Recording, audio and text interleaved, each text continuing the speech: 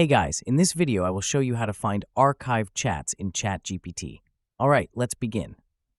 First, open ChatGPT and go to the bottom right corner of the screen. Click on your profile icon. From the drop-down menu, select Settings. This will open the Settings panel where you can manage various preferences.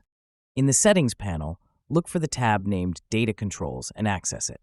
Then, look for the option labeled Archived Chats. Click on it, then select Manage.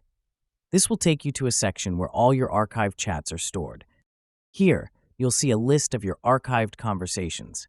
Simply click on any chat to open and view it. You can scroll through the messages or continue the conversation directly from where you left off.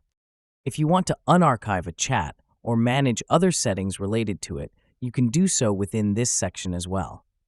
It's a useful way to keep your chat history organized, especially if you use ChatGPT frequently. So that's basically how you can find archived chats in ChatGPT. And that's it for this video. If you find this helpful, consider subscribing and giving this a big thumbs up. Thanks.